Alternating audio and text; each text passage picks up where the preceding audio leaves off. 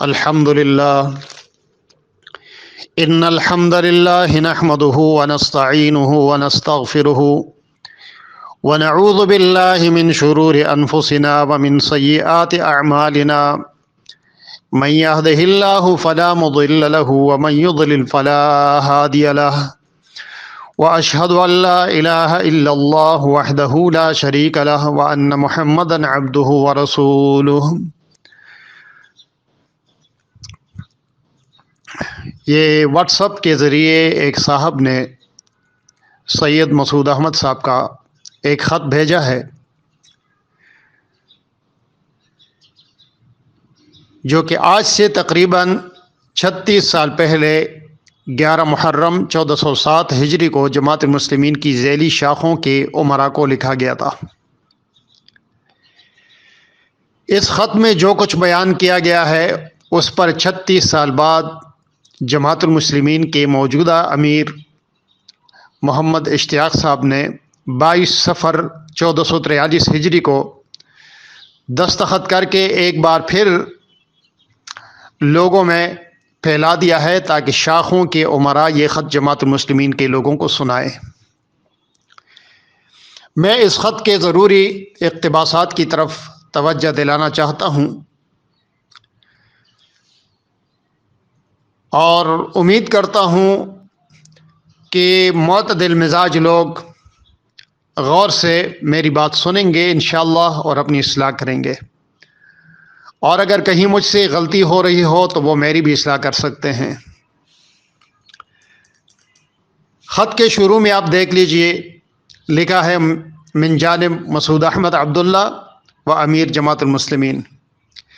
اس کے ساتھ شاخوں کے امراء کو لکھا ہے بخدمت جناب، پھر نام لکھنے کے لیے خالی جگہ، اور آگے امیر جماعت المسلمین شاخ کے آگے پھر خالی جگہ ہے جس میں اس شاخ کا نام لکھنا ہے جہاں کا وہ امیر ہے۔ پھر سلام کے بعد لکھا ہے کہ جماعت کے استحکام، ترقی اور بقا کے لیے مندرجہ ذیل چیزیں ضروری ہیں۔ عقیدہ کی پختگی نمبر 1، نمبر 2 باہمی محبت، نمبر 3 تنظیم جس کا بنیادی پتھر اطاعت امیر ہے، نمبر 4 تبلیغ و تحریک، نمبر 5 آئندہ نسل کی صحیح تعلیم و تربیت وغیرہ وغیرہ۔ میں اس وقت پورا خط پڑھ کر نہیں سنا رہا کیونکہ پھر یہ بیان طویل ہو جائے گا، اس لیے اس خط سے متعلق اس پہلی قسط میں ان 5 باتوں کے متعلق کچھ عرض کرنا چاہتا ہوں کہ جماعت کے استحکام اور بقا کی یہ جو 5 باتیں لکھی ہیں، ویسے تو ان سب پر تحفظات بیان کیے جا سکتے ہیں، لیکن میں اس وقت صرف ایک بات کی طرف توجہ دلانا چاہتا ہوں کہ اس میں تیسرے نمبر پر اطاعت امیر کو تنظیم کا بنیادی پتھر کہا ہے۔ اس بات کو ذرا قرآن و حدیث کی روشنی میں دیکھیں کہ یہ کس حد تک صحیح ہے۔ اگر جماعت المسلمین واقعی وہی اسلام پیش کرتی ہے جو قرآن و حدیث میں ہے، جیسا کہ اس خط میں لکھا ہے کہ صرف جماعت المسلمین ہی وہ اسلام پیش کرتی ہے جو قرآن مجید اور حدیث میں کامل ہوا تھا، اور دوسری جماعتیں کم و بیش صرف تیسری چیز ہی پیش کرتی ہیں، تو اس دعوے کے مطابق بتائیے کہ جماعت کے استحکام، ترقی اور بقا کے لیے یہ 5 باتیں اللہ نے ضروری قرار دی ہیں یا رسول اللہ صلی اللہ علیہ وسلم نے؟ جن باتوں کو رسول اللہ صلی اللہ علیہ وسلم نے اسلام کا بنیاد قرار دیا ہے وہ تو یہ ہیں، رسول اللہ صلی اللہ علیہ وسلم فرماتے ہیں بنی الاسلام علی 5، اسلام کی بنیاد 5 چیزوں پر رکھی گئی ہے۔ شہادت اللہ الہ الا اللہ، اس بات کی گواہی دینا کہ اللہ کے علاوہ کوئی معبود نہیں، وَأَنَّ محمد الرسول اللہ، اور یہ کہ محمد صلی اللہ علیہ وسلم اللہ کے رسول ہیں، وَإِقَامِ الصَّلَاةِ، نماز قائم کرنے پر، وَإِيتَاءِ الزَّكَاةِ، زکوٰۃ دینے پر، والحج، اور حج ادا کرنے پر، وصوم رمضان، اور رمضان کے روزے رکھنے پر۔ ان چیزوں پر اسلام کی بنیاد رکھی گئی ہے، یہ صحیح بخاری کی حدیث ہے۔ اب آپ کی بنیادی باتوں میں اور رسول اللہ صلی اللہ علیہ وسلم کی بتائی ہوئی بنیادی باتوں میں فرق کیوں ہے؟ اگر آپ واقعی وہی اسلام پیش کرتے ہیں تو پھر آپ کی بتائی ہوئی بنیادی باتیں ضرور کسی آیت یا حدیث میں اس طرح بیان ہوئی ہوتی جس طرح اس خط میں لکھی ہوئی ہیں۔ لیکن حیرت ہے کہ جماعت کے استحکام کے لیے اس خط میں جن 5 باتوں کو ضروری قرار دیا ہے ان باتوں میں نہ اللہ کی اطاعت کا ذکر ہے اور نہ رسول اللہ صلی اللہ علیہ وسلم کی اطاعت کا ذکر ہے۔ صرف امیر کی اطاعت کو بنیادی پتھر قرار دیا ہے۔ آپ کے اصولوں کے مطابق یہ تو متوازی اسلام ہے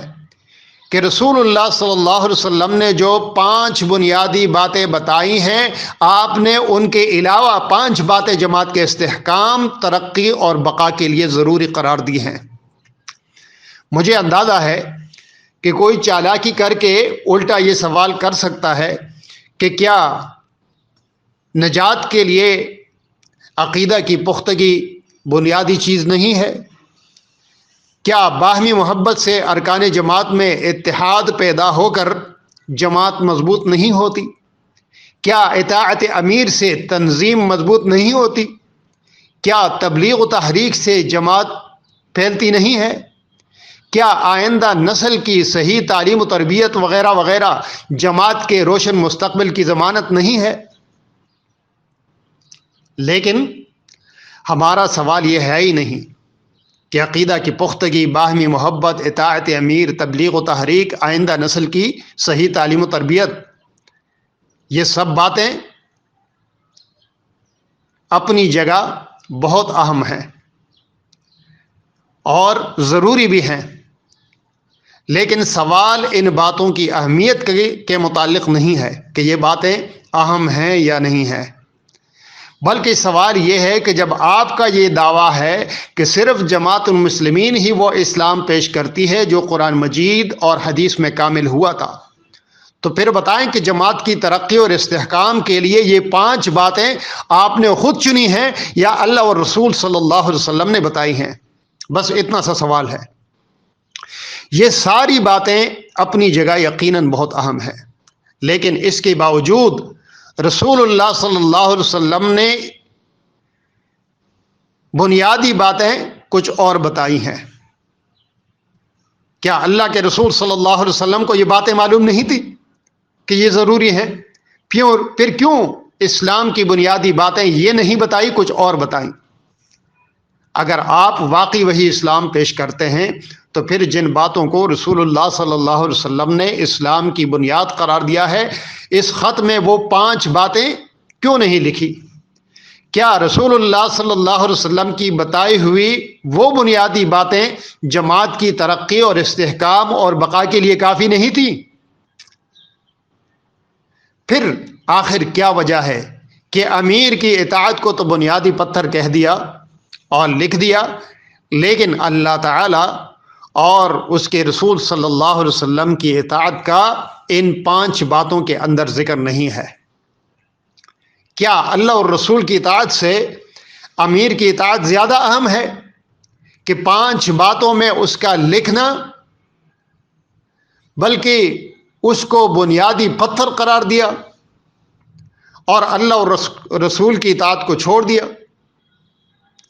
عقیدت مند تو مختلف تعویلات کریں گے کہ چونکہ ایسا ہے ویسا ہے لہذا امیر کی اطاعت بنیادی پتھر کی حیثیت رکھتی ہے، لیکن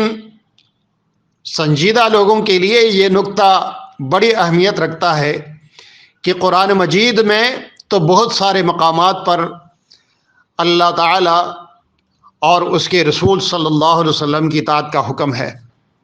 اس کو تو جماعت کے استحکام اور ترقی کے لیے اجاگر نہیں کیا اور امیر کی اطاعت کو اس کا بنیادی پتھر قرار دیا۔ حالانکہ قرآن مجید کی جس آیت میں اولو الامر کی اطاعت کا ذکر آیا ہے، اس میں بھی سب سے پہلے اللہ اور رسول کی اطاعت کا ذکر ہے، اس کے بعد اولو الامر کی اطاعت کا ذکر ہے۔ فرمایا یا ایھا الذین آمنوا اطیعوا اللہ واطیعوا الرسول واولی الامر منکم،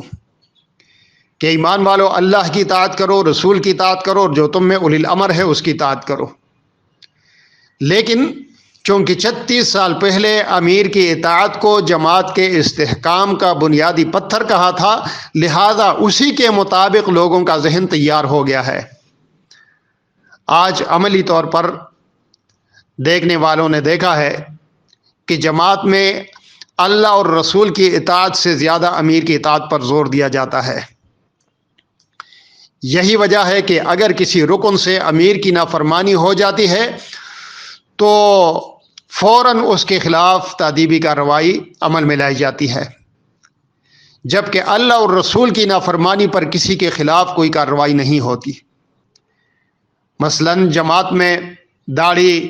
کاٹنے والے اور موڑنے والے بہت سارے لوگ موجود ہیں، جبکہ اللہ کے رسول صلی اللہ علیہ وسلم کا حکم ہے کہ مشرکین کی مخالفت کرو، داڑھی کو بڑھاؤ اور مونچھیں پست رکھو۔ اب 3 باتوں کا حکم ہے: مشرکین کی مخالفت کا، داڑھی بڑھانے کا، اور مونچھیں پست کرنے کا۔ لیکن جماعت میں کتنے لوگ ہیں جنہوں نے مونچھیں رکھی ہیں اور داڑھی کاٹی ہوئی یا منڈوائی ہوئی ہے؟ ان کے خلاف کوئی کارروائی نہیں کی جاتی، نہ جرمانے لگائے جاتے ہیں، نہ مقاطع کیے جاتے ہیں، لیکن امیر کی نافرمانی پر فوراً مقاطع اور جرمانہ کیا جاتا ہے۔ کیا یہ اس بات کا عملی ثبوت نہیں ہے کہ عملی طور پر جماعت میں امیر کی اطاعت اللہ اور اس کے رسول صلی اللہ علیہ وسلم کی اطاعت سے بڑھ کر ہے، اس پر مقدم ہے؟ اور یہ بات سب کے لاشعور میں ایسی بیٹھی ہوئی ہے کہ قرآن مجید کا جو ترجمہ جماعت کی طرف سے شائع ہوا ہے، اس کی پہلی اشاعت میں آپ سورہ نساء کی آیت نمبر 59 کا ترجمہ دیکھیے، جس میں لکھا ہے: اے ایمان والو، اللہ کی اطاعت کرو اور جو تم میں سے امیر ہوں ان کی اطاعت کرو۔ دیکھیے جماعت المسلمین کا ترجمے والا قرآن، سورہ نساء آیت نمبر 59 کا ترجمہ۔ اس میں اطیع الرسول کا ترجمہ چھوڑ دیا ہے اور امیر کی اطاعت کا ترجمہ کر دیا ہے۔ بے شک یہ غلطی سے ہوا ہے، لیکن لاشعور میں جب امیر کی اطاعت کی اہمیت حد سے زیادہ بڑھ گئی ہے تو وہیں پر ایسی غلطی قرآن مجید کے ترجمے میں ہو گئی۔ اور یہ میں کوئی مبالغہ نہیں کر رہا کہ جماعت میں امیر کی اطاعت اللہ اور اس کے رسول کی اطاعت سے بڑھ کر ہے۔ اللہ اور اس کے رسول کی اطاعت پر امیر کی اطاعت مقدم ہے۔ اس کا عملی ثبوت اشتیاق صاحب کا ایک خطبہ بھی ہے، جس میں انہوں نے وہ حدیث بیان کی تھی جو مسند احمد اور مستدرک حاکم میں ہے: ثلاثۃ لا تسأل عنہم، 3 آدمی ایسے ہیں کہ ان کے متعلق نہ پوچھو کہ ان کا کیا حشر ہوگا۔ رجل فارق الجماعہ، ایک تو وہ شخص جو جماعت چھوڑ دے، وعصى امامہ ومات عاصیا، اپنے امام کی نافرمانی کرے اور نافرمانی کی حالت میں مر جائے، وامۃ او عبد ابقى فماتا، دوسرا وہ غلام یا لونڈی جو اپنے مالک سے بھاگ جائے اور اسی حالت میں مر جائے، وامرأة غاب عنها زوجها قد كفاها مؤنة الدنيا فتبرجت بعده فلا تسأل عنهم، تیسری وہ عورت جس کا شوہر اس کے پاس موجود نہ ہو اور وہ اس کی دنیا کی ضروریات پوری کر گیا ہو، پھر وہ اس کے جانے کے بعد اپنا بناؤ سنگار ظاہر کرے۔ تو ان تینوں کے متعلق کچھ نہ پوچھو کہ ان کے ساتھ کیا معاملہ ہوگا۔ یہ حدیث جب اشتیاق صاحب بیان کرتے ہیں تو حدیث کے درمیان میں وہ ایک بات کہتے ہیں کہ بعض لوگ کہتے ہیں کہ صاحب اللہ رسول کی نافرمانی میں تو سخت سزا نہیں ہے جتنی کہ امیر کی نافرمانی میں سخت سزا ہے۔ اشتیاق صاحب یہ بات کہہ کر ساتھ یہ نہیں کہتے کہ جو لوگ ایسا کہتے ہیں وہ غلط کہتے ہیں، بلکہ انہوں نے لوگوں کی اس بات پر سواد لگاتے ہوئے کہا کہ ان سے سوال ہے کہ یہ نافرمانی کی سزا کون دے رہا ہے؟ کیا ہماری طرف سے سزا ہے یا اللہ تعالیٰ ہی نے یہ سزا مقرر کی ہے؟ سنیے اشتیاق صاحب کا بیان۔ رجل فارغ الجماعت وہ آسا امام ہو ماتا آتی کہ وہ آدمی جس نے جماعت چھوڑ دی اور امام کی نافرمانی کی اور نافرمانی کی حالت میں مر گیا۔ بعض لوگ کہتے کے ساتھ اللہ رسول کی نافرمانی میں تو اتنی سخت سزا نہیں ہے جتنے کہ امیر کی نافرمانی میں سخت سزا ہے۔ تو ان سے سوال ہے کہ یہ نافرمانی کی سزا کون دے رہا ہے؟ کیا ہماری طرف سے سزا ہے یا اللہ تعالیٰ ہی نے سزا مقرر کی ہے؟ خود اللہ کے نبی صلی اللہ علیہ وسلم نے سزا مقرر کی ہے۔ جو قرآن حدیث اندر سزا ہے کوئی سزا اللہ کی طرف سے ہے، انسان خود سزا نہیں دے سکتا کسی کو۔ مجھے یقین ہے کہ یہ بات جماعت کے کسی ادنا سے ادنا رکن نے بھی نہیں کہی ہوگی اور نہ کسی کا یہ عقیدہ ہوگا کہ اللہ اور رسول کی نافرمانی میں سخت سزا نہیں ہے اور امیر کی نافرمانی میں زیادہ سخت سزا ہے۔ لیکن لوگوں کے ذہنوں میں یہ بات بٹھانے کے لیے کہ بعض لوگ کہتے ہیں کہ اللہ رسول کی نافرمانی میں تو سخت سزا نہیں ہے جتنی کہ امیر کی نافرمانی میں سخت سزا ہے۔ میں جماعت کے لوگوں سے پوچھتا ہوں کہ کیا آپ کا یہ عقیدہ ہے کہ اللہ اور رسول کی نافرمانی میں تو اتنی سخت سزا نہیں ہے جتنی کہ امیر کی نافرمانی میں سخت سزا ہے؟ میرا آپ کے متعلق حسن ظن ہے کہ آپ یقیناً یہی کہیں گے کہ ہمارا ایسا عقیدہ نہیں ہے۔ تو پھر سوچیں کہ اشتیاق صاحب نے تو یہاں تک کہہ دیا کہ خود اللہ کے نبی صلی اللہ علیہ وسلم نے یہ سزا مقرر کی ہے۔ کیا یہ نبی صلی اللہ علیہ وسلم پر جھوٹ نہیں ہے؟ کیا ایسی کوئی حدیث موجود ہے کہ اللہ اور رسول کی نافرمانی پر اتنی سخت سزا نہیں ہے جتنی امیر کی نافرمانی پر ہے؟ یقیناً ایسی کوئی حدیث نہیں ہے، بلکہ ایک حدیث میں تو اس عقیدہ کے برعکس تعلیم ملتی ہے۔ صحیح مسلم میں ہے کہ رسول اللہ صلی اللہ علیہ وسلم جب کسی لشکر پر امیر مقرر کرتے تو اس کو چند خاص باتوں کا حکم دیتے تھے، جن میں ایک بات یہ بھی ہوتی تھی کہ وَإِذَا حَاصَرْتَ أَهْلَ حِصْنٍ، کہ جب تم کسی قلعے والے کا محاصرہ کرو، ان کا گھیراؤ کر لو، فَأَرَادُوكَ أَن تَجْعَلَ لَهُمْ ذِمَّةَ اللَّهِ وَذِمَّةَ نَبِيِّهِ، اور وہ تم سے مطالبہ کریں کہ تم ان کو اللہ کا ذمہ دو